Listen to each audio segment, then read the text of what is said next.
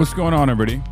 I hope everyone's having a fantastic evening, afternoon, pre-noon, no matter where you are in the world. I'm Hassan Piker, and this is the HASAN broadcast coming to you live from gloomy California, Los Angeles, folks. We're live and alive, and I hope all the boys, girls, and MBs are having a fantastic one because today's a beautiful day. Today's a wonderful day.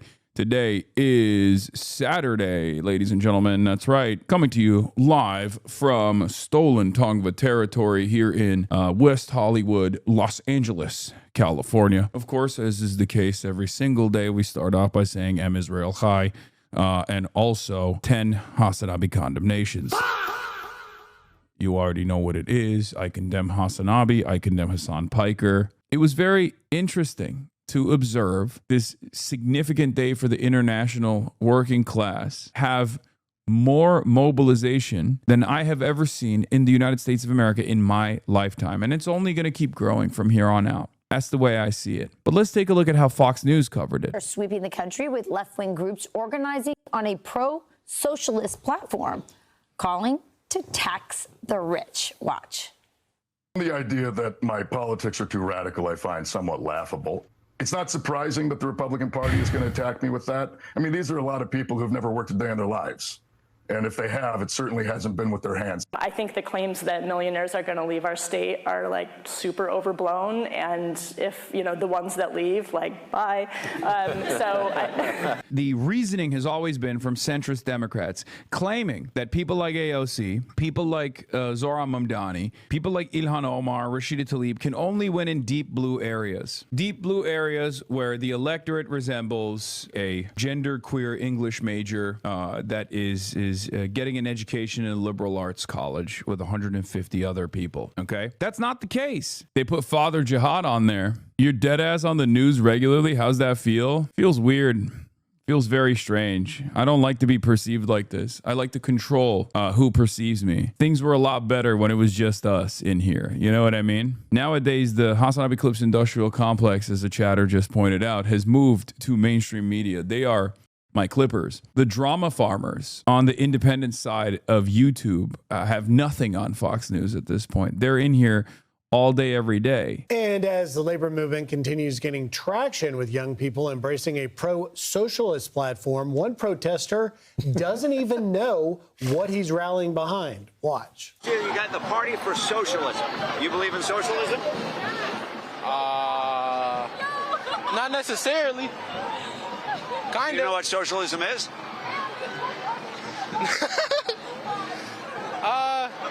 Not really. Not too much, but. Bro, that's a kid. That's a child. You're putting a microphone on a child. He'll learn. Leave the child alone. He's like 14 years old, man. You know, Kaylee, I look Who stuck the little man with that PSL poster, by the way? That's so funny. at this, and I really miss Charlie Kirk. Yeah.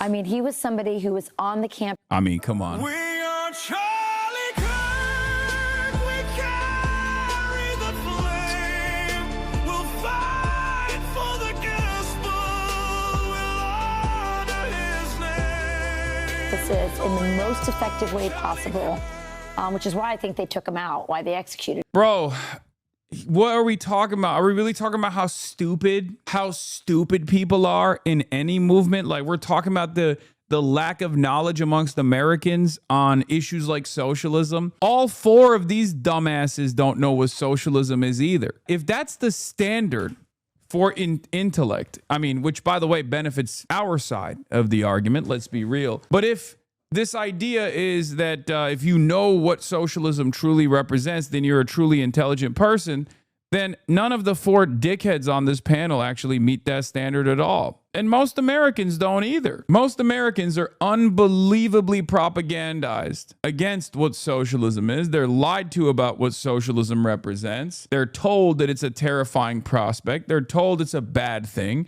Most Americans don't know why it's a bad thing. At least that guy is somewhat curious. I will take intellectual curiosity instead of shutting off this alternative mode of organizing the economy. Curiosity towards socialism is infinitely better than assuming you know what socialism is and you hate it, especially when you're a working class individual.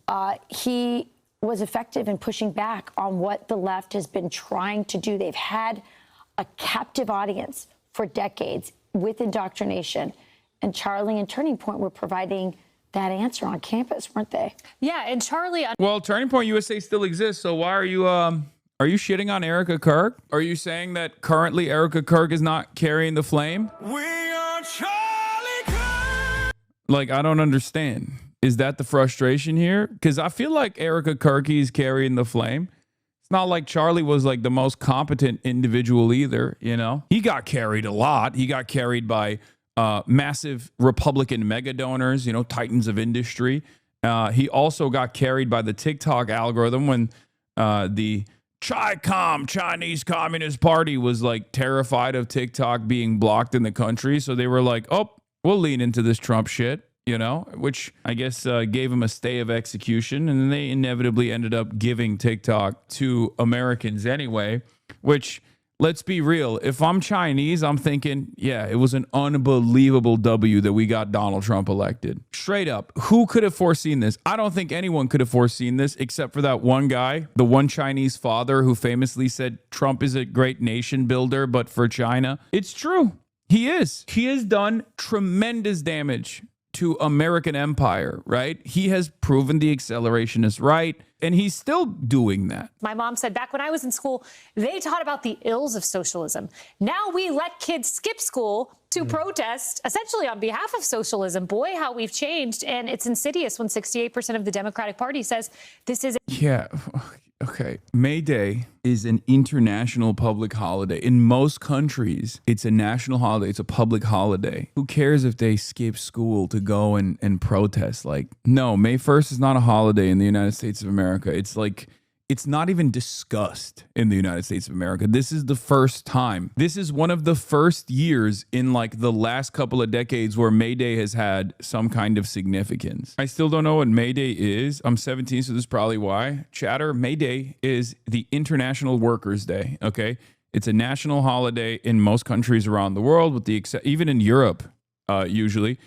There's a lot of protests and a lot of demonstrations that take place on May 1st, okay? May 1st is the day that we're talking about, and it is to commemorate the Haymarket Affair in Chicago. Ironically enough, it is actually the international workers' movement cherishing the American workers' movement and remembering the Haymarket Massacre as well. And yet in the United States of America, we don't even think about it, and we have a separate Labor Day. What do you mean even in Europe? I mean, come on, Europe is also a capitalist social democracy, right? Like, that's why I'm saying even in Europe, because it's expected for nations of the periphery to have some kind of remembrance for, you know, any kind of revolutionary holiday, because this is what it is. The only revolutionary holiday that Americans actually celebrate, ironically enough, is International Women's Day, which is another communist holiday. Once again, literally a fucking communist holiday. And Americans, of course, don't ever mention that part because it doesn't suit America's propaganda purposes. Here it is, by the way. This is, you know, the only place where Labor Day falls on May 1st. And in many of these places, it's actually a public holiday. With the exception of the gray areas where it has no public holiday on May 1st or Labor Day. America has a separate Labor Day. The Greens have a separate Labor Day or don't have a public holiday on May 1st. Normally, when you look at a map like this, when you look at like one of these maps that show you like, you know, the world versus the rest of the world versus the Western world, right? Like, usually Europe follows America's lead. This is not one of those. This is not one of those instances. Like, even Europe, even Western Europe is like, no, we celebrate it. It's important for us. It's funny because like America is such a domineering force of culture and also is so isolated from the rest of the world in many respects that most people don't even understand that. Most people don't even realize that this is a huge deal around the world, right? But it doesn't even fucking matter. It doesn't even matter because we don't celebrate it, so it must not exist. Well, it's the rest of the world that's celebrating it on our behalf, ironically enough. So I don't fault you for not knowing what May Day is, chatter. If you're an American, of course you're not going to know what it is. That's the whole point. Kaylee, let's broaden it a little bit, though, because this message is getting through in elections because we now have a list of socialists that I have said that the Democrat Party is now officially the party of Bernie Sanders. These are candidates running on the platform that 10 years ago Bernie Sanders was saying it and people were laughing it off. Now candidates are getting elected. It's not just Socialist-style Democrats with growing presence: Zohar Mamdani, Katie Wilson, Annalena Mejia, Graham Plattner, Hassan Piker, Alexandria Ocasio-Cortez. Why am I on this list? I mean, this is an awesome list to be on, but it's so funny that they just like slam me onto it. Buddy, I'm a Twitch streamer. You're so stupid. You're so dumb. Drake, bro, thinks he's on the team image.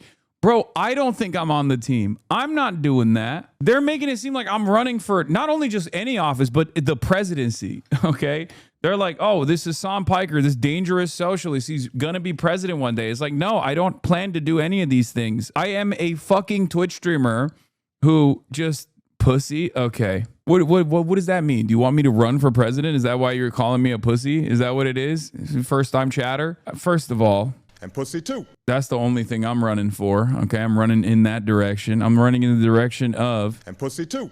That's right. Wilson out in Seattle, Annalena Mejia in New Jersey, who won Mikey Sherrill's seat. She was a moderate, and Mejia is now possibly the most liberal far-left member of Congress. And then, of course, you've got the oysterman, Graham Plattner, who's a neophyte politician that has a Nazi tattoo and wants to abolish ICE.